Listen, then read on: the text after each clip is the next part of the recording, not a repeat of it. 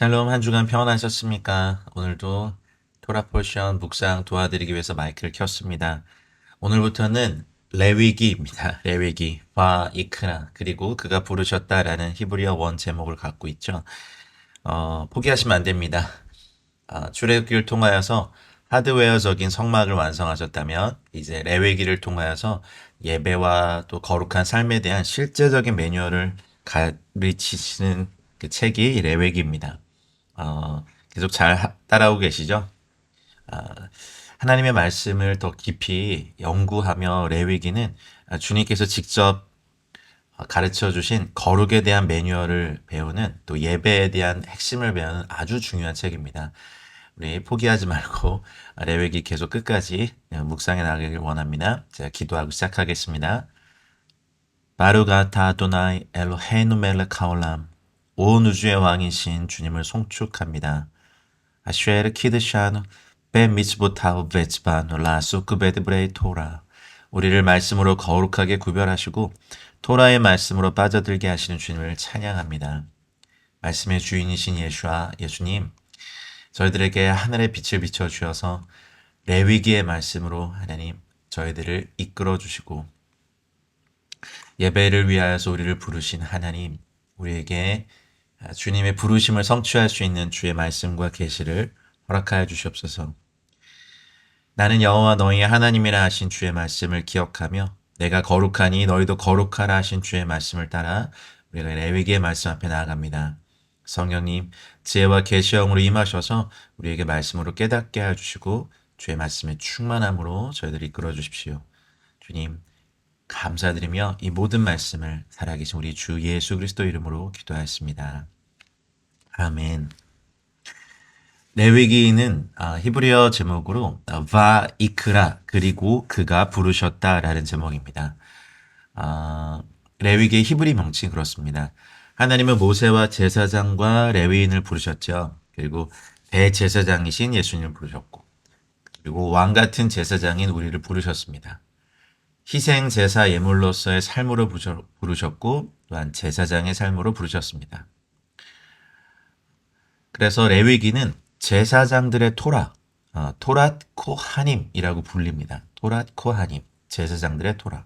레위기는 제사장들이 이제 자신의 부르심을 감당하기 위해서 머리로 외우고 마음으로 사랑하고 몸으로 숙달되어야 할 제사장들을 위한 지침들입니다. 하나님과 인간 사이에는 도저히 뛰어넘을 수도 또 좁혀질 수도 없는 간극이 있죠. 그건 바로 죄입니다. 죄는 거룩하신 하나님의 속성과 정면으로 대치되는 거죠.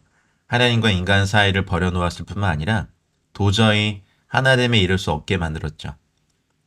인간은 하나님과 하나됨 안에서 온 땅의 통치권을 갖도록 원래 창조되었지만 사탄의 계략으로 죄에 빠진 인간은 하나님과의 관계가 단절됐고 땅에 대한 통치권을 사탄에게 빼앗겼습니다. 인간에게는 사탄에게 빼앗긴 것을 되찾아오고 하나님과 다시 하나됨을 누릴 수 있는 방법이 없었는데요. 그러나 태초부터 인간을 통해 하나님의 나라를 완성하겠다고 계획하신 하나님은 변함없는 사랑 또 신실하심으로 인간의 죄를 친히 해결하시고 모든 것을 되찾기 위한 계획을 실행하시죠. 믿음으로 하나님을 따르기로 결정한 아브라함을 의롭게 여기시고 그와 언약 관계를 맺으시면서 먼저 그의 혈통적 후손들을 선택하여 부르십니다. 그리고 거룩하신 그분이 죄악에 빠진 인간들과 함께 거주하시기로 결정하시고 그분의 처소를 짓게 하셨죠. 우리가 출애굽기에서 계속 우리가 이것을 묵상했죠. 그 일을 다 마친 후에 성막 만드는 일을 다 마친 후에 구름이 회중의 장막을 덮고 주의 영광이 성막에 충만하게 됩니다. 주의 영광이 성막에 충만하는 것으로 출애굽기의 마지막이 끝납니다. 하나님은 이제 하늘에 있는 그분의 거룩한 성의 모양을 보여주시고 하늘 성전의 식양대로 땅에도 하나님이 거하실 하나님의 처소를 짓도록 명하신 거죠. 모세가 하나님이 말씀하신 그대로 모든 것을 마쳤을 때 하나님은 친히 영광으로 땅의 장막에 임하십니다. 근데 문제는 거룩하신 하나님의 영광이 이 땅에 내려와 함께 하신다고 해도 인간은 여전히 하나님께 가까이 다가갈 수가 없다는 것이었죠. 하나님이 인간 안에 친히 거하셔도 인간은 하나님과 함께 할 수 있는 합당한 조건들을 여전히 갖추지 못했습니다. 완공되고 봉헌되어진 그 성막에 하나님의 영광이 얼마나 거룩하고 충만했는지 모세조차도 그 영광으로 인해 가까이 접근할 수가 없었거든요. 하나님이 인간과 함께 거하시기 위해 그 장막 안으로 오셨지만 인간은 여전히 하나님께 가까이 나아갈 수 없는 상황 속에서 출애굽기의 마지막 장인 40장과 그 다음 책인 레위기가 연결됩니다. 그래서 레위기 1장 1절에서 여호와께서 회막에서 모세를 바이크라 그리고 그가 부르셨다라고 시작하면서 하나님은 모세를 부르시죠. 땅에 내려와 장막, 성막, 미식한 안으로 들어와 계신 거룩하신 하나님의 영광의 높고 깊은 단계에 모세조차도 가까이 나아갈 수 없었기에 하나님께서 먼저 인간을 향해 가까이 오도록 허용하고 불러주심으로 하나님께 나아가는 길을 열어주십니다. 우리가 레위기를 통하여서 이것을 잘 배우고 묵상해야겠는데요. 그 길은 크게 두 가지예요. 첫째는 코르반, 예물을 가지고 주님이 계신 곳으로 가까이 나가는 제사고요. 그게 레위기 1장부터 16장까지의 내용입니다. 둘째는 하나님을 그들 중에 가까이 모시고 살아가는 하나님의 백성의 거룩함에 대해서 말씀하시죠. 그게 레위기 17장부터 27장 마지막 장까지의 내용입니다. 앞에 1장에서 16장까지는 코르반, 예물을 가지고 주님이 계신 곳으로 가까이 나가는 제사를 가르치시고 17장부터 27장까지는 하나님을 그들 중에 가까이 모시고 살아가는 하나님의 백성의 거룩함입니다. 거룩하신 하나님께 가까이 나아오도록 하기 위해서 하나님은 예물을 가지고 나오라고 말씀하시죠. 예물이라고 번역된 히브리어가 코르반인데요. 희생제사, 예물, 대가지불을 의미합니다. 코르반의 어근은요, 카라브라는 동사인데 가까이 나아가다, 나오다 라는 뜻으로 코르반은 가까이 나아감을 얻음을 의미합니다. 예물은 그렇게 굉장히 중요한 뜻이 있습니다. 이번 주 하프타라가 이사야서죠. 이사야 43장에 보면 그들이 번제와 예물을 하나님께 드린 걸 굉장히 싫어하는 것을 책망하세요. 근데 코르반 예물은 하나님께 가까이 나아감을 얻는 대가지불의 아주 좋은 의미거든요. 그래서 여러분 예물을 드림을 이 성경적인 의미를 여러분 꼭 기억하셔야 합니다. 성막 안에 들어와서 기다리고 계신 하나님께 가까이 나아감을 얻기 위해서 희생제사 예물을 드리며 가까이 나와서 하나님을 만나러 들어오라고 하나님이 우리를 바이크라 부르셨습니다. 그래서 레위기 1장에서부터 7장까지는 부정한 인간이 하나님께 나아갈 수 있는 길을 코르반을 통해 제시하시면서 하나님께 드리는 5가지 제사들에 대한 규례를 설명해 주죠. 개관을 한번 해드릴까요? 그리고 8장에서 10장까지는 이제 제사장들이 거룩한 제사를 주관하는 일로 구별되었기에 백성들과는 또 다른 차원의 거룩함으로 그들 자신을 지켜야 할 것과 그들이 행해야 할 임무에 대해서 알려주십니다. 나답과 아비후의 실수로 제사장의 임무가 잘 지켜지지 못했을 그때에 거룩한 백성으로서 구별되어야 할 것을 다시 말씀하시면서 하나님은 11장부터 15장을 통해서 정결한 것과 부정한 것, 거룩한 것과 속된 것에 대해서 알려주시죠. 그리고 16장을 통해서 모든 거룩한 것들 중에서도 가장 거룩한 장소인 지성소의 영역에 들어올 수 있는, 그러니까 모든 일반적인 날들 중에서 가장 거룩한 한 날, 큰 안식일을 16장에서 정하시죠. 그날에 하나님의 백성들을 위한 죄의 큰 속죄가 이루어지게 하신 하나님이 또 인류 안에 뿌리 깊게 들어온 죄성을 인류로부터 분리시켜서 그 죄성의 근원을 제공했던 그 출처인 아자젤에게로 돌려가는 의식을 욤키푸르 대속죄일에 행하시죠. 그래서 이날에는 죄의 근원인 사탄에게로 되돌려지게 하실 것입니다.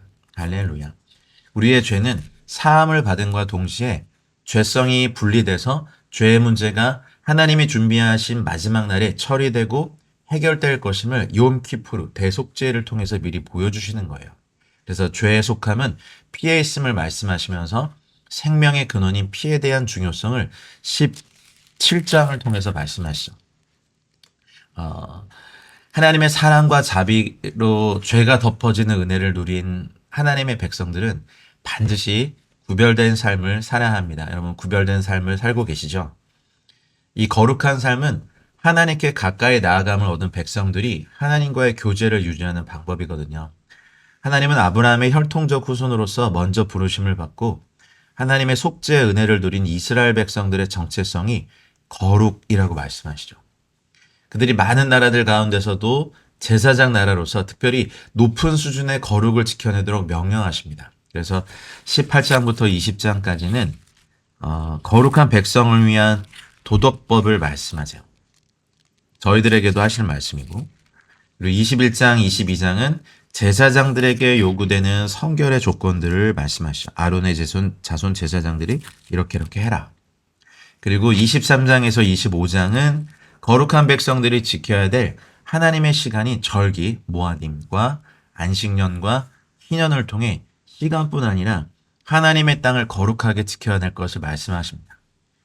그리고 레위기 26장은 순종과 불순종을 통한 축복과 저주들, 인간이 받을 수 있는 축복과 저주를 다 말씀하시죠. 그리고 27장은 하나님께 서원한 사람들이 지켜야 될 약속을 말씀하십니다. 레위기는요, 거룩함의 매뉴얼이죠. 매뉴얼. 우리가 우리의 감정으로만 하나님 앞에 회개하고 극렬한 어떤 이렇게 감정의 고조를 추구하는 것이 거룩함이 아니라 하나님이 말씀하신 대로 이 거룩함의 매뉴얼대로 사는 것이 중요합니다. 하나님께서 명하신 길이 있고 방법이 있는데 우리 인간이 생각한 방법으로 우리는 거룩함을 얻을 수가 없습니다. 그래서 레위기는 우리에게 주신 하나님의 백성에게 주신 거룩함의 매뉴얼이기 때문에 우리는 이것을 힘을 다하여서 또 지키고 연구하고 이번 레위기 묵상을 힘을 다해서 여러분 레위기 정말 보석입니다. 이 레위기 안에서 보화를 발견하시길 바랍니다. 저는 묵상 개관을 도와드릴 뿐 이걸 파내는 건 여러분이 하셔야 됩니다. 날마다 레위기를 보물을 발견한다 생각하시고 여러분 레위기 한 장마다 1억씩 숨겨져 있다면 하시겠죠. 근데 그것보다 더한 거룩함이 있습니다. 거룩함. 이런 거 발견하시길 바랍니다. 왜 피를 흘리셔야만 했는지, 왜 그렇게 5대 제사를 이렇게 자세하게 말씀하셨는지, 그리고 유대인들의 정규 말씀 교육이 5살 때부터 바이크라, 레위기를 공부하는 것으로 시작하거든요. 흥미로운 역사 이야기보다 왜 지루할 수 있는 레위기로부터 다음 세대를 위한 말씀 공부를 시작합니까? 바이크라의 레위기에 하나님이 이들을 부르신 목적과 정체성이 담겨 있기 때문에 이것은 언약의 핵심이 되거든요. 그리고 이것은 오늘날 믿음으로 하나님의 언약 백성이 된 우리 모두를 위한 부르심의 목적과 정체성이기도 합니다. 너희는 거룩하여라. 이는 나 여호와 너희 하나님이 거룩함이니라. 레위기의 전체 주제이죠. 또 심티히유 키 카도시아니 아도나이 엘로헤이켐 이렇게 하거든요. 너희는 거룩하여라. 이는 나 여호와 너희 하나님이 거룩함입니다. 그래서 레위기를 통해서 하나님의 거룩함, 그 영광 안으로 들어오도록 하기 위해서 우리에게 길을 열어주신 하나님의 마음과 중심에 더 가까이 다가갈 수 있기를 또 하나님의 백성으로서의 정체성인 거룩을 회복하고 거룩한 삶의 길을 깊이 깨닫고 배우고 살아낼 수 있기를 주 여러분 축복합니다. 레위기 개관을 좀 해드렸고요. 이 레위기에서 특별히 이번 주간에 바이크라 주간에 모세를 불러서 코르반 예배를 설명하시죠. 그리고 제사의 종류에 따라서 5가지 제사인 번제, 소제, 화목제, 속제제, 속건제를 순서대로 설명하십니다. 예수님께서도 이 땅에 계실 때 영과 진리로 참 예배드릴 것을 말씀하시는데 우리는 신령한 것들, 방언 찬양이라든지 새 노래와 음악적인 것만 신경 쓰지 진리 안에서 예배드릴 것을 몰라요. 예배의 방법에 대하여서 이렇게 레위기에서 말씀하신 그래서 예배 사역을 하시는 분들 중에서도 번제가 뭔지, 소제가 뭔지, 화목제와 속제제와 속건제조차도 잘 모르는 그런 예배 사역자는 참 모르겠습니다. 기본이 되어 있지 않다라고 저는 생각합니다. 예배는 좀 엄밀히 말하면 음악이 아니거든요. 음악은 예배를 돕는 도구죠. 근데 지금 이제 젊은이들, 청소년들 이렇게 집회를 하는 형식을 보면 거의 1시간 이상을 그냥 노래만 해요. 그런데 물론 그게 나쁘다는 거 아닙니다. 여러분 저도 예배 인도자 출신입니다. 근데 진리 안에서 예배드릴 것은요. 죄를 회개할 것에 대하여서 우리가 속죄제와 속건제를 배웠다면 반드시 죄의 회개와 또 돌이킴과 하나님의 것에 대하여서 손해를 입혔다면 속건제의 제사를 드리는 것, 그리고 희생제물의 전부를 드리는 번제를 아는 것, 어, 그리고 화목제가 무엇인지, 소제가 무엇인지를 예배를 알면 진리 안에서 예배드리는 거거든요. 그래서 요한복음 4장 21절에서 사마리아 여인을, 수가성 여인을 통해서 참 예배를 말씀하셨습니다. 레위기 5대 제사 중에 처음 세 가지, 번제, 소제, 화목제는 하나님께 향기로운 냄새나는 표현이 쓰이죠. 이 세 가지 제사는 하나님께 만족을 드리고 기쁨을 드린 제사입니다. 번제, 소제, 화목제 이 세 가지 제사요. 물론 이제 번제에도 속죄의 의미가 포함은 되어 있지만 죄와 직접적으로 관련돼서 죄의 문제를 해결하기 위한 제사는 속죄제와 속건제입니다. 출애굽 제2년 아비브월 니산월 1일에 새해 첫날 오새는 이제 여호와께서 시내산에서 보여주신 하늘 성전의 모형을 따라 땅에 하나님이 친히 거하실 성소인 성막 미식한 장막을 세우죠. 그리고 나서 아까도 말씀드린 것처럼 하나님이 이제 그 성막에 임재하셨는데 죄가 있는 백성들이 그곳으로 가지 못해요. 그래서 하나님께서 모세를 부르셨어요. 그리고 말씀하십니다.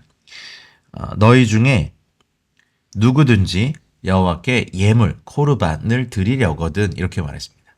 아까도 말씀드렸듯이 이 코르반은 하나님께 가까이 감을 얻는 어떤 도구가 됩니다. 카라브라는 동사 원형이거든요. 카라브. 근데 이 카라브는요, 서로 가까이 접근해서 가까워지다라는 뜻을 가지고 있습니다. 카라브의 강조 형태인 키레브라는 동사가 있는데 더 가까이 이끌어 데려오다 이런 뜻이 있어요. 그리고 히브리어의 수동 형태가 이제 푸알형인데 쿠라브라는 게 있는데 그건 더 가까이 이끌림을 받고 데려와지다. 아무래도 수동태니까 그렇겠죠. 여기서 코르반이라는 의미가 나왔어요. 더 가까이 이끌림을 받고 데려와지다. 그래서 코르반의 1차적 의미는요. 하나님께 더 가까이 다가감을 얻음 이런 이름이에요. 하나님께 더 가까이 다가감을 얻는다. 그리고 코르반의 2차적인 의미는 사람이 하나님께 더 가까이 접근할 수 있는 자격을 얻을 수 있도록 하나님께 드리는 예물인 거죠.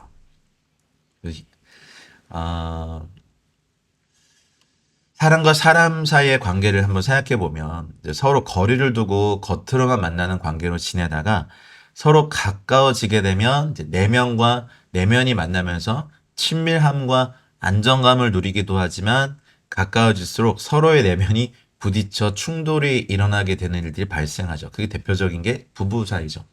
그래서 결국엔 다투게 되고 싸우게 되고 서로를 죽이기까지 하는 전투 전쟁이 일어나게 됩니다. 이것은 카라브에서 파생된 또 다른 명사 크레브의 뜻입니다. 그래서 서로의 내면과 본성에서 막 충돌이 일어나서 다투고 싸우게 되면 헤어져 거리를 두게 되죠. 만약 서로 계속 가까이 있기로 결정한다면 둘 중에 누군가는 희생을 해야 둘이 계속 가까이 지낼 수 있습니다.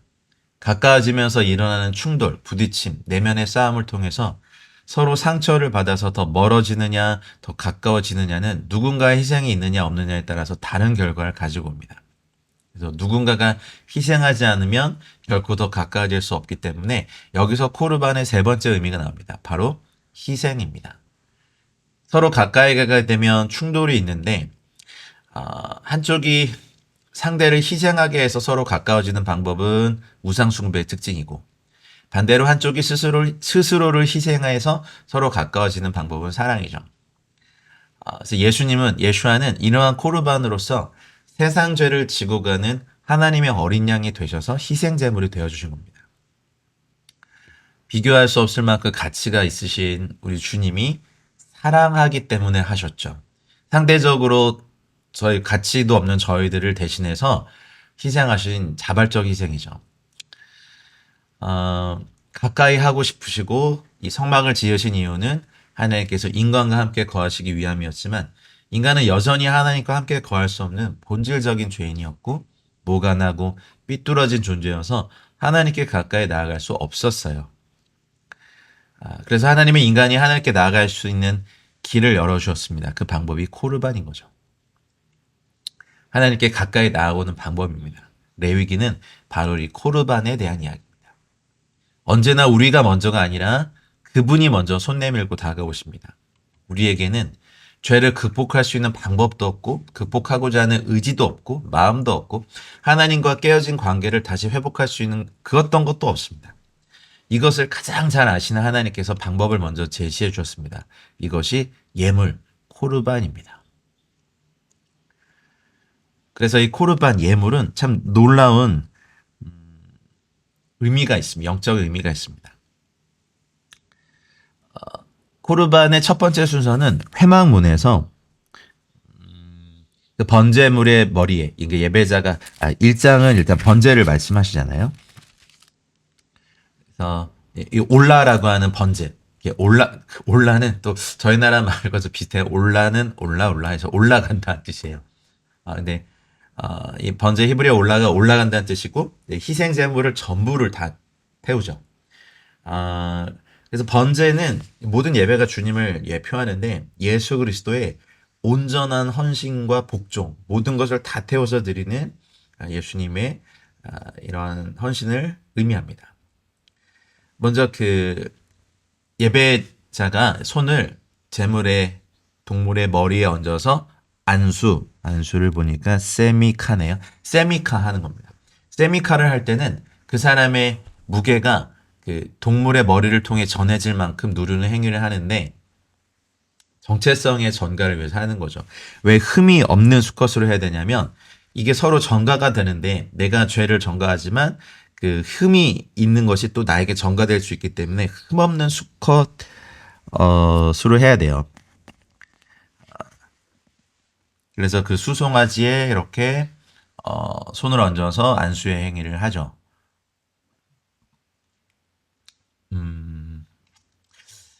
나중에 그 민수기 8장 10절에 보면 너는 레위인들을 주 앞으로 데리고 나오고 이스라엘 자손을 레위인들에게 안수할지니라.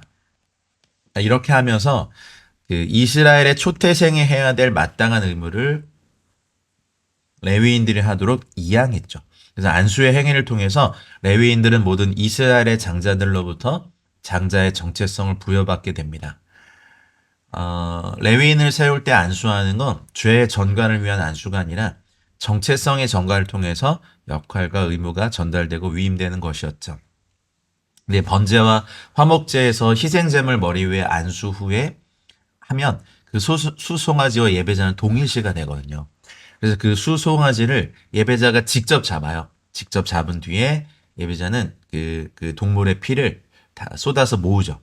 그래서 그 받은 피는 제사장이 번제단 주위에 뿌리죠. 그 예배자는 계속해서 동물의 가죽을 벗기고 몸을 여러 조각으로 잘라놓습니다. 그러면 제사장은 그 전부를 번제단 위에 버려놓고 불로 태워서 드립니다. 이게 이제 번제의 1장의 내용들입니다. 가난한 자들 위해서 또 새 번제에도 말씀하셨어요. 근데 새는 작기 때문에 쪼개진 않죠.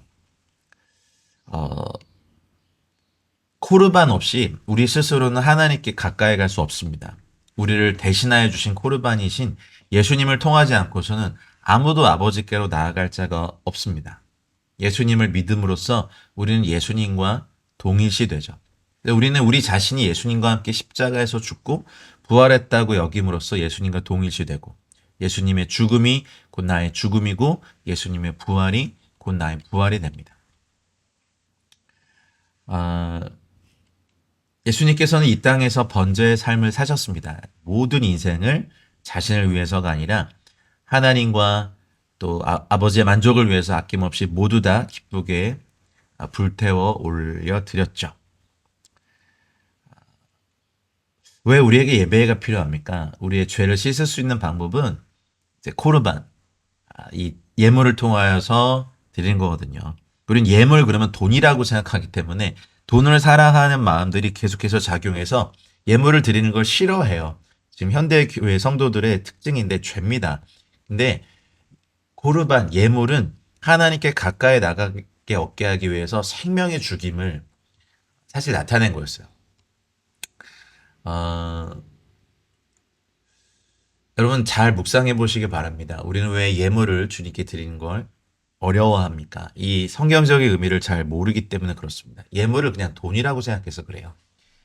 돈을 사랑하는 마음들이 계속 그 거리낌을 내죠. 그러지 마시고 고르반, 예물을 깊이 묵상하셔서 이건 하나님께 가까이 나아감을 얻는 귀한 통로였구나. 그래서 이것을 단번에 이루신 것이 우리 주님이십니다. 그래서 이번 주에 읽으실 신약의 히브리서에서 그걸 말씀하시죠. 단번에 자신을 들여서 온전한 예물이 되신 예수님에 대해서 말씀하십니다.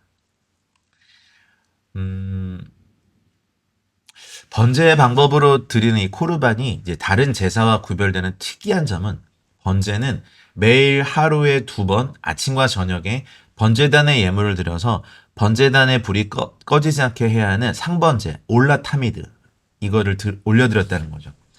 상번제를 드릴 때 제사장들은 계속해서 코르반을 순번에 맞춰서 드렸고 그 분향하는 시간에 모든 백성들은 밖에서 성소를 향해 기도했거든요.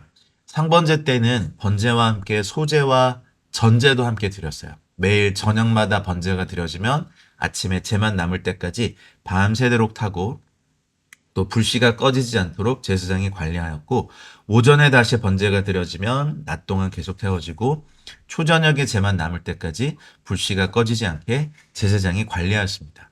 상번제는 하늘에서 내려온 불의 씨를 계속 관리하는 방법이기도 했고 24시간 멈추지 않고 화제가 계속 드려지고 있는 그 불씨가 있는 불의 번제단에서 소제가 드려지고 또 그 위에서 화목제가 드려지고 속제제와 속건제도 드려지게 되거든요. 그래서 매일 드려지던 번제는 다른 제사들의 기반이 되어주는 제사였어요. 각을 뜨고 머리와 기름과 내장, 정강이 그 전부를 제단 위에 버려놓고 불살라서 화제로 드릴 때 번제의 향기로운 연기와 냄새가 하늘로 올려주고 여호와께 향기로운 냄새가 되거든요. 이렇게 번제를 드림으로 말미암아 우리의 영도 고향됩니다. 또 우리의 영이 올려지다라는 이 비슷한 의미까죠. 올려지면서 하늘의 영역으로 한 단계씩 상승되어지는 거죠. 그래서 여러분의 마음의 재단에 불을 꺼트리지 마시고 계속 관리해서 우리의 기도의 양이 항상 하늘 보좌로 올라가게 하고 우리의 영이 깨어서 항상 하나님께 가까이 나아가는 은혜가 있기를 축복합니다. 그래서 번제의 삶은 나의 만족은 없어요. 그리고 나에게 남는 어떤 유익이 전혀 없어도 하나님께 100% 온전히 그리고 완전히 다 올려드리는 거거든요. 하나님의 만족과 하나님의 유익과 하나님의 기쁨을 위해서 아까워하지 않고 자원하는 마음으로 슬퍼하지 않고 즐거워하는 마음과 기쁨으로 드리는 영적 예배입니다. 그래서 여러분 번제는 즐거움의 예식입니다. 하나님께 전부 올려드리는 것이 기쁘지 않으십니까? 하나님께 더 가까이 나아가게 되면 어떤 그런 것의 즐거움도 누리는 것입니다. 나중에 이스라엘에서 2차 성전도 무너지고 매일 드리던 코르반 올라를 할 수 없게 되니까 유대교의 랍비들이 그때 하루 3번 기도를 정한 거예요. 그래서 그 하루 3번 기도를 이후에 사실 시작은 상번제인데 그것을 성전에서 드릴 수 없으니까 개인의 삶에서 3번 기도해라라고 삶을 제정한 거죠. 그래서 그 내용이 레위기 1장에 있습니다. 번제는 어쨌든 예배를 드림으로 해서 하나님의 진노를 누그러뜨리고 더 나아가서 화목제를 통해서 하나님과 교제를 가지게 됩니다. 근데 모든 제사의 기본은 번제가 깔려 있어요. 다 태워서 드리는. 속죄 기능이 있기 때문에 번제가 속죄제와 함께 드릴 경우에는 속죄제 다음에 드렸고 화목제와 함께 드릴 경우에는 번제는 화목제 앞에 드렸어요. 그래서 속죄제를 통해 정결케 하고 번제를 통해서 하나님의 진노를 누그러뜨리고 은혜를 구했고 또 화목제와 함께 드리는 경우에는 번제를 통해 먼저 하나님의 진노를 누그러뜨리고 화목제를 드리면서 하나님과 교제를 갖게 되죠. 그래서 레위기서는 우리에게 거룩을 가리키시는 하나님의 길이거든요. 그동안 영으로 드리는 예배를 우리가 배웠다면 이제 진리 안에서 드리는 레위기의 진리를 모르고 진리 안에서 절대로 예배할 수 없거든요. 여러분 꼭 정말 열심히 공부하시기 바랍니다. 레위기 2장은 소제입니다. 소제는 민하, 호르반 민하라고 합니다. 소제는 단독으로 드려지지 않고 항상 거의 다른 제물과 함께 특히 번제와 소제와 함께 바쳤거든요. 물론 그 소제를 단독으로 드리는 경우가 이제 민수기 5장에 있는 의심의 소제와 뭐 가난한 자의 속죄제 사용 소제가 있었어요. 하지만 일반적인 소제는 단독으로 드리지 않았어요.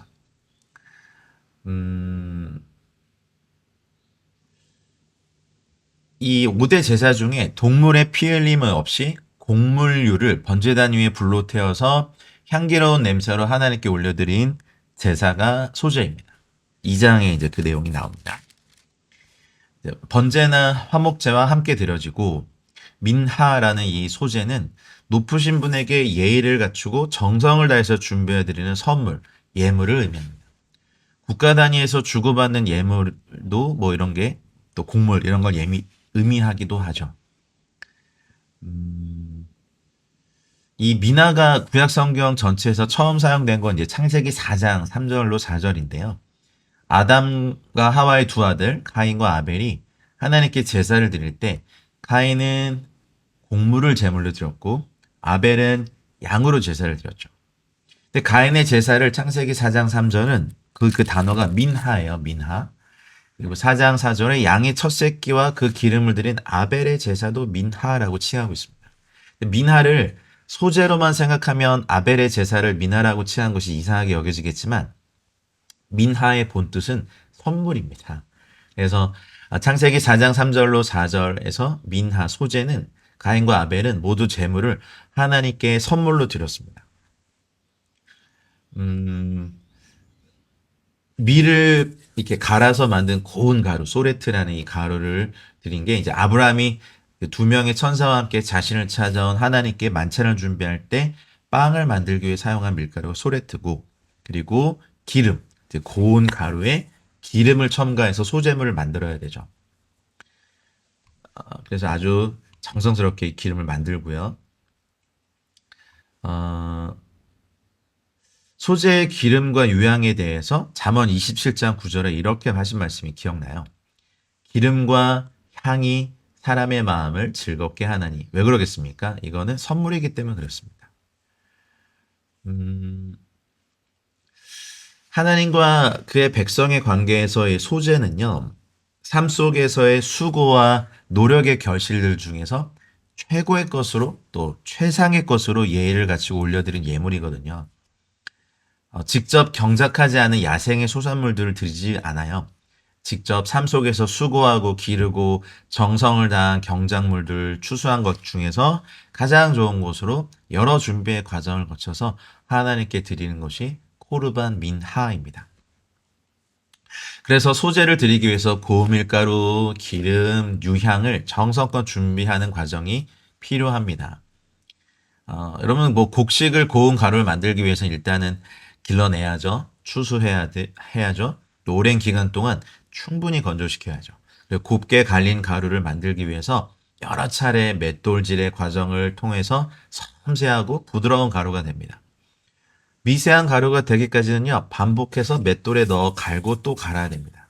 그래서 사람의 부드럽지 않고 딱딱하고 모나고 거칠고 다루어져야 될 자아들이 갈리고 또 갈림을 통해서 부드럽게 되고 유순하게 되고 기름과 잘 섞이고 반죽이 잘 되게 되죠.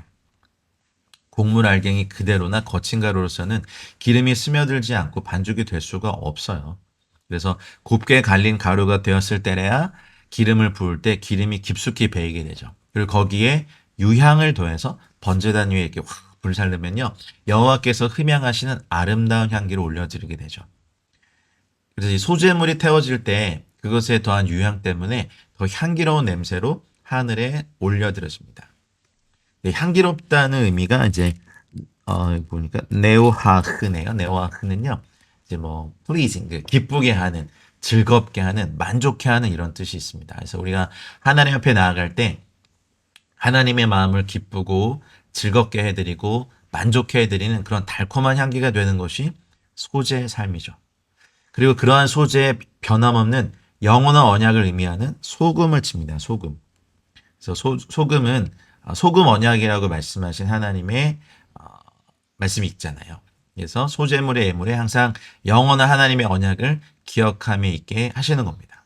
그리고 여기에는 누룩이나 꿀을 넣지 않도록 주의해야 됐습니다. 사실 누룩이나 꿀은요 모두 발효성이 있거든요. 그래서 본질을 부풀립니다. 원래 있는 것에 그 이상의 과장이 들어가서는 안 된다는 겁니다. 하나님께 나오기 위해 드리는 코르반에 부풀리거나 과장되게 하는 것을 인위적으로 추가하지 말라는 겁니다. 자기의 생각과 방법을 추가하지 않고 있는 그 보기에 더 크고 많게 보이게 하지 말고 있는 그대로 드려라 하는 거죠. 예, 이제 발효의 과정을 일으키고 촉진시키는 누룩은 부패나 변질을 일으키거든요. 그래서 그 발효성이 가지고 있는 확산력이라는 측면에서 누룩은 죄성을 상징하기도 합니다. 언약의 소금이라고 하신 이 소금을 소재에서 빼지 못합니다. 자기 삶의 열매로 하나님께 나아가 올려드리는 순간조차도 원래 있는 것보다 더 부풀리라는 죄악된 인간의 술수가 포함되어 있죠. 소재는 그런 것을 허락하지 않았어요. 고운 기름가루에 유향을 더하고 반죽을 화덕에 구운 것, 또 철판에 구운 것, 또 솥에 삶은 것을 번제단에서 일부를 불살라 여호와께 향기로운 냄새로 드렸고 남은 것은요. 제사장들에게 주어서 제사장들의 소득이 되게 하고 그들의 양식이 되도록 했습니다. 이걸 아는 사도 바울이 갈라디아 교회 교인들에게 가르쳤죠. 말씀으로 가르침을 받는 자는 가르치는 자와 모든 좋은 것을 함께 나누어라. 갈라디아서 6장 6절에 그렇게 말씀하셨습니다. 소금 멜라흐 베리트라고 하는 언약의 소금은요. 베리트가 이제 그 언약이고 멜라흐는요. 맴, 라메트, 헤이트 이 세 가지 히브리어 단어거든요. 그러면 맴은 진리, 라메트는 훈련, 또 헤이트는 울타리죠. 그러면 소금은요. 진리를 훈련하는 울타리입니다. 세상에서 진리를 훈련하는 것, 또 세상의 소금이 되는 겁니다. 언약은 하나님께서 말씀하신 변하지 않는 것이기 때문에 그렇습니다. 그걸 치고 또 첫 이삭의 소재를 여호와께 드리려거든 이렇게 드려라 라고 14, 15, 16절에서 말씀하시죠.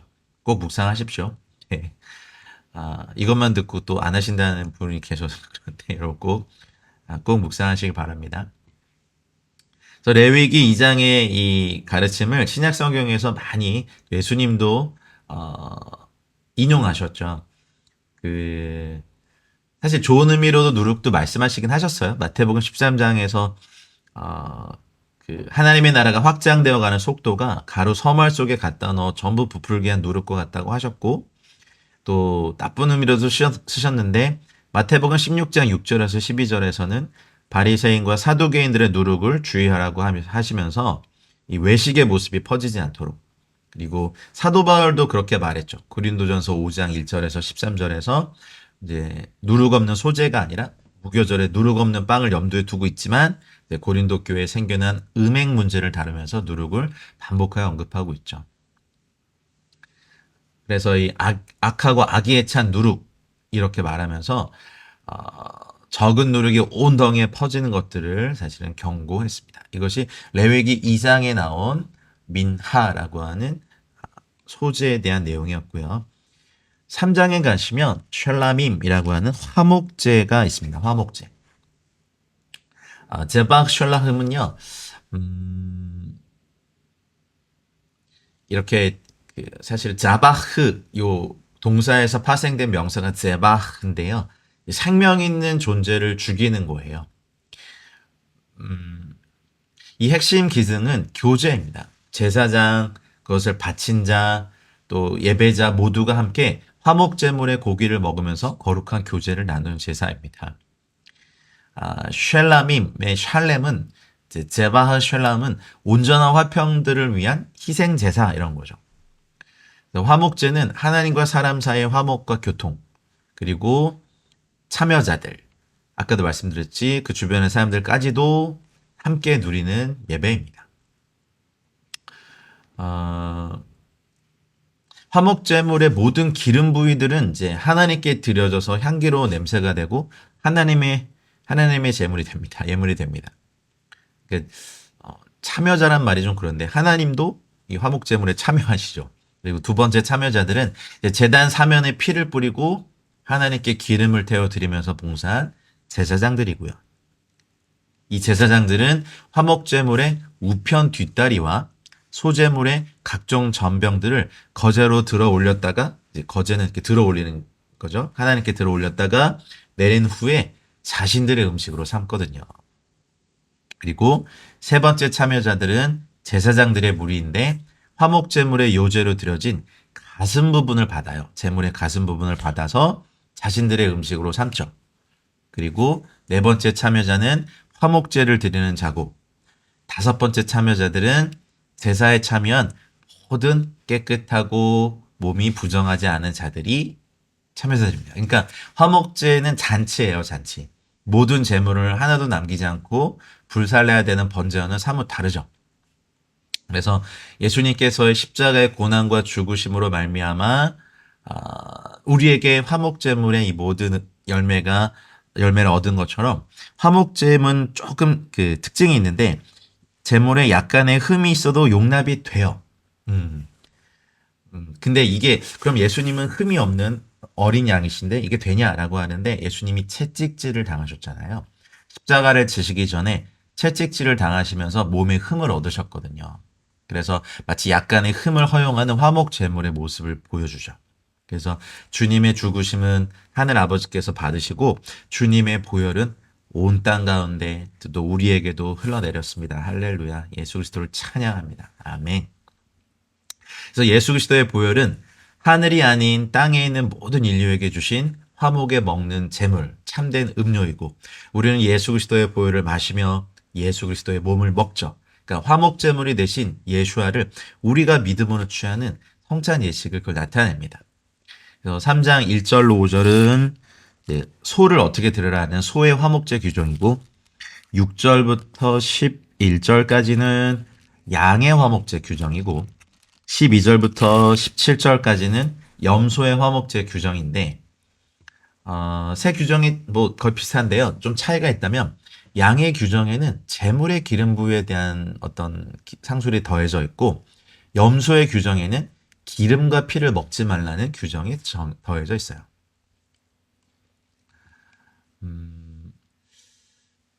기름을 의미하는 헬레브는요, 이제 지방, 뭐 상징적으로는 최상급을 의미하는데 고대 사회에는 고기에서 나온 기름을 최상급의 기름으로 여겼어요.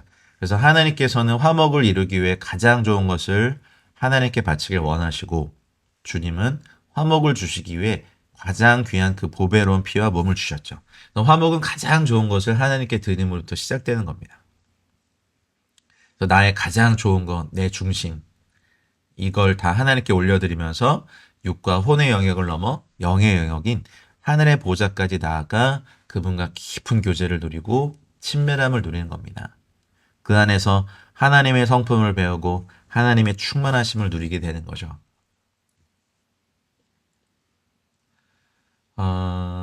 그래서 곳곳에 화목제를 드린 기록들이 구약 성경에도 많아요.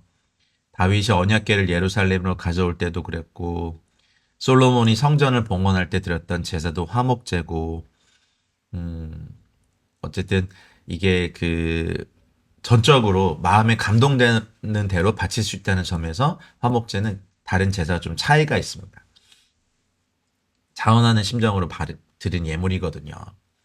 감사 제물로 드리거나 또 서원 제물로도 화목 제물로 바쳐요. 나시린으로 서원하고 드리는 화목 제물도 이 예물에 들어가고 이 범주에 들어가고 그리고 화목 제물의 가장 큰 특징은 자원하여 드린 예물이라는 거죠. 여러분들도 이렇게 자원해서 드리는 예물이 많아지길 축복합니다. 아이들에게 이렇게 제사를 가리킬 때 이걸 다 태운다고 하니까 애들이 우와 맛있겠다 이렇게 했던 기억이 납니다. 자, 이제 4장으로 넘어갑니다. 4장은 이제 속죄제에 대한 겁니다. 속죄제. 속죄제는 하따아트 이라고 얘기하는데요. 속죄제 제물에 대한 규정. 이스라엘 백성이 부지중에 지은 죄의 문제를 해결하는 제인데 하나님은 모든 범죄자에게 속죄 제물로 죄를 속죄하게 하셨고요. 짐승의 피를 통해 그들의 죄를 제단불에 전가함으로써 정결성을 회복하도록 규정하셨습니다.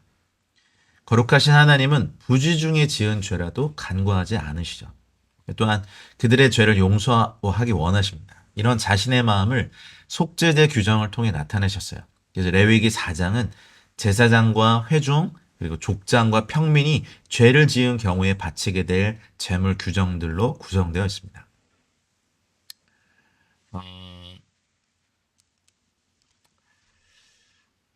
속죄제사의 율법에서 우리가 교훈 삼을 수 있는 가르침들을 기억해야 됩니다. 모르고 지은 죄도 죄입니다.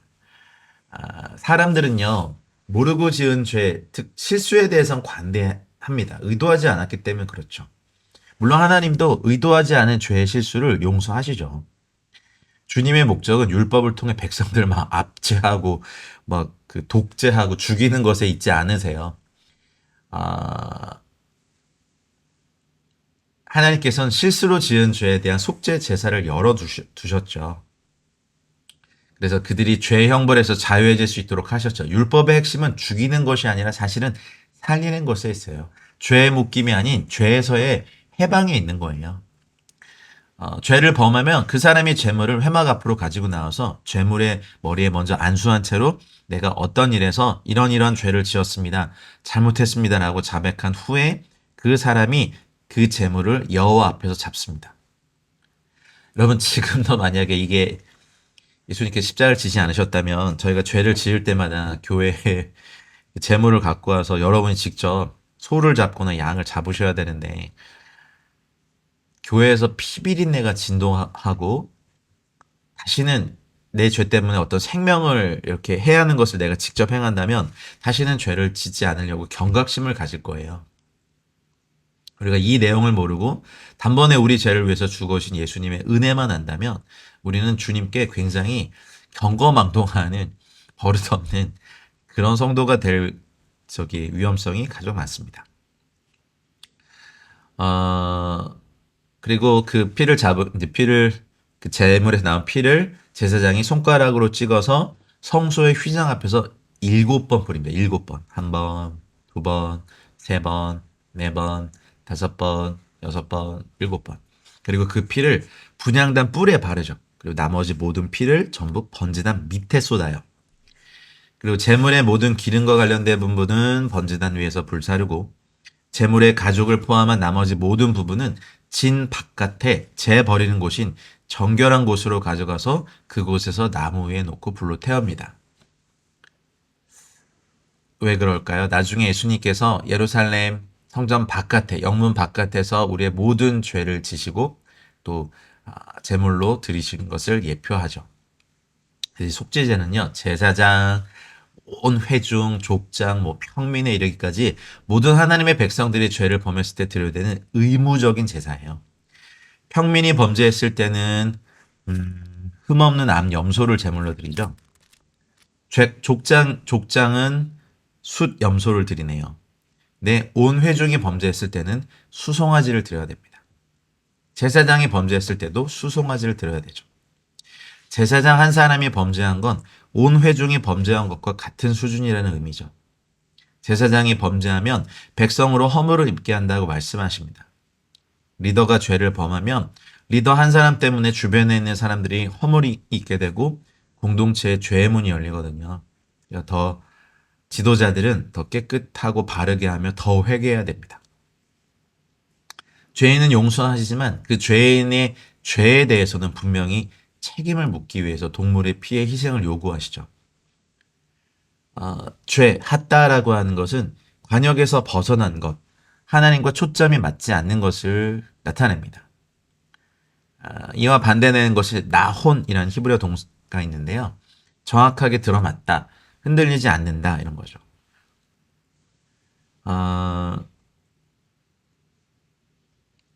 여러분도 관역에서 벗어나는 것이 아니라 하나님의 말씀에 정확하게 들어맞고 흔들리지 않는 것을 속죄제를 통하여서 배우시길 바랍니다. 그렇게 해서 4장은 속죄제에 대해서 가르치시고요. 5장도 사실 속죄제를 조금 말씀하시고 이제 14절부터가 속건제를 말씀하시네요. 5장 1절부터 6절까지는 이제 속죄제를 바쳐야 될 범죄 사례에 대해서 말씀하세요. 1절에 이제 도덕적인 범죄에 대해서 말씀하시고 2절, 3절은 부정한 것에 대해 접촉했을 때도 속죄제를 해야 된다. 또 4절에도 또 맹세한 것에 대해서 허물이 있다면 속죄제를 드려라. 5장 5절 6절에는 그래서 속죄제를 어떻게 드려라. 그리고 7절에서 10절까지는 가난한 자들은 이런 재물을 살 수 없잖아요. 그러니까 비둘기 2마리를 속죄 제물로 드려라. 그리고 또 주님의 배려는 11절부터 13절까지는 비둘기도 바칠 수 없는 가난한다면 그러면 고운 가루를 가져다가 속죄 제물을 드려라. 이 말은 한 명도 빠짐없이 죄의 사함을 받으라는 겁니다. 어떤 무거운 규명과 율례가 아니라 이것을 드리고 죄에서 자유하라고 하시는 주님의 사랑의 권면이시죠. 그리고 나서 속건제를 14절부터 말씀하십니다. 이제 속건제는 아샴인데요. 원래 이제 원뜻은 득죄하다, 정죄받다인데 이제 속건제는 죄 중에서도 하나님께나 남에게 피해를 입혔을 때 드리게 되는 속죄 제사죠. 속건제는 속죄제와 동일한 방법으로 제사 드리지만 다른 사람에게 배상하는 것이 추가되죠. 속건제는 허물이란 뜻의 아쉬마와 같은 어근입니다. 그래서 아샴이라고 하죠. 허물은 아샤마는 누군가에게 피해를 입히는 걸 의미하거든요. 어근이 되는 아샴이란 동사는요. 건너서 밟고 침범하다는 뜻입니다. 남에게 피해를 주고 남의 감정을 해치고 기분을 상하게 하고 불쾌감을 주게 하는 거죠. 내 안에 허물이 있으면 나를 상하게 하고 나를 죄짓게도 하지만 남에게도 피해를 입히게 되거든요. 또한 남을 실족하게 하거든요. 내 안에 죄의 찌꺼기와 영향력이 있으면 사실은 상대방의 지나가는 말이나 행동에도 평범하게 반응하지 못하고 생각이 복잡해지고 지나치게 반응하죠. 이것이 허물입니다. 그래서 허물, 아샤마가 있을 때는요. 자복해야 됩니다. 변명하고 거짓말하지 말아야 되는 거죠.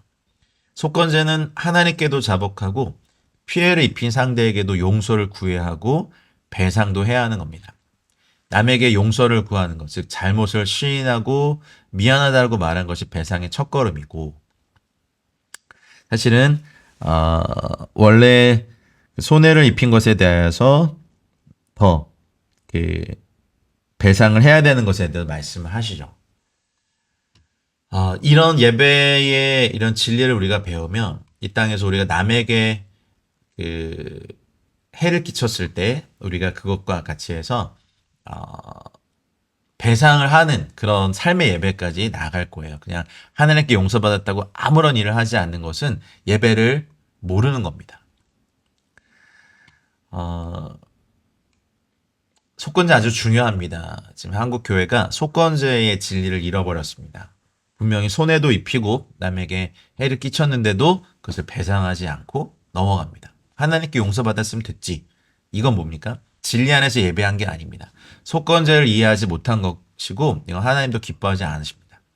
그래서 예수님께서 그러셨어요. 하나님께 예물, 코르반을 드리다가도 형제에게 원망 들을 만한 일이 생각나거든 예물을, 코르반을 제단 앞에 두고 먼저 가서 형제와 화목하고 그 후에 와서 예물을 드리라 라고 말씀하셨죠. 이게 마태복음 5장 23절 24절. 그러면 이게 속건제의 정신으로 말씀하신 걸 아시겠습니까?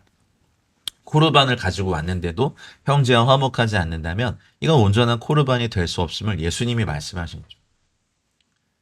그래서 속건제의 삶은요. 치러야 될 것은 정확하게 치르고 보상하도록 함으로써 어떤 허물도 내 안에 남아있지 않게 하시는 하나님의 가르치십니다. 6장 7절까지 이번 주간에 묵상하시는 거죠. 그래서 1절에서 7절까지는 이제 남의 것을 부당하게 취한 자의 속건제를 말씀하십니다. 이제 속건제를 바쳐야 될 범죄들은 일단 그 이웃을 속여서 재물을 사치하는 행동들입니다. 첫 번째가 이웃이 자신에게 맡긴 물건에 대해 속이는 행위가 첫 번째고, 두 번째는 그 도둑질하는 거, 그리고 전당물을 속이는 거. 그래서 그 또 아사크 이웃을 억압하는 행위에 대해서도 말씀하시죠. 주로 억압은 누가 합니까? 강한 자가 힘이 약한 자들을 학대하고 노동력을 뺏고 재물을 빼앗는 걸 의미하죠. 그래서 고아와 과부와 나그네를 대상으로 자행된 권력들, 어떤 영향력 있는 사람들의 범죄를 일컫는 말입니다. 그리고 3절에 보면 이제 아베다, 잃어버린 물건에 대하여서 이제 그것을 줍고도 사실을 부인하고 거짓 맹세하면 범죄하는 거라고 합니다. 남의 물건 함부로 이렇게 줍고도 이렇게 쓱 먹는 거 하지 마셔야 됩니다.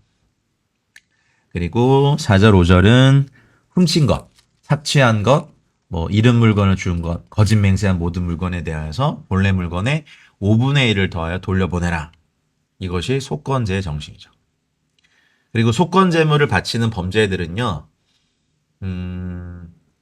재판정에서 유죄 판결을 받는 날이 아니라 범죄 행위가 드러난 바로 그날의 죄를 인정하고 회개하는 자가 드리는 제물인 거예요.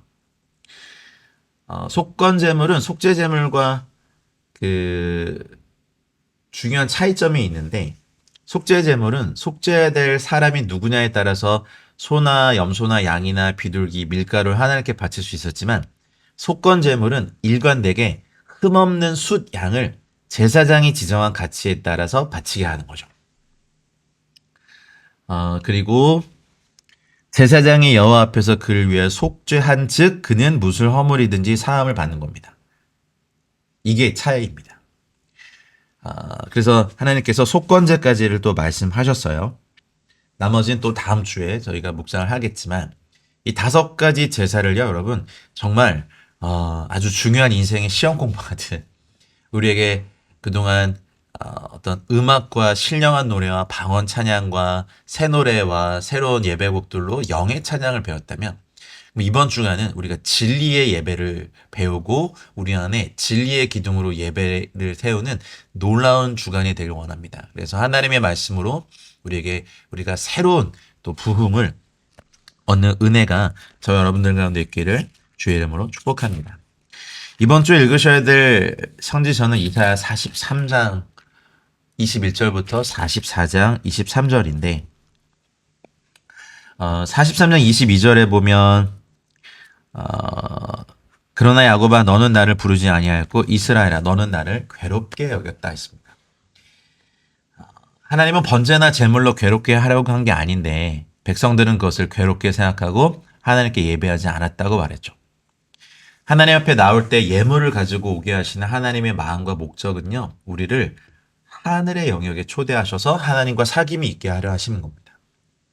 하나님과 사귐이 있게 하기 위해서 거룩한 삶을 요구하셨고, 하나님께 가까이 나아갈 수 있는 길을 열어주시기 위해서 코르반, 예물이라는 것을 매개체로 삼으신 거죠.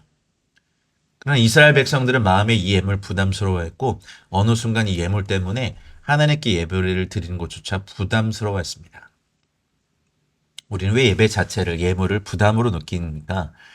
우리로 사실 거룩하게 해서 하나님과 만나고 그 친밀한 마음으로 들어오게 하려는 하나님의 마음을 모르기 때문입니다. 예배의 목적은 우리를 거룩하게 하기 위함이고 그 도구가 바로 코르반, 예물이거든요.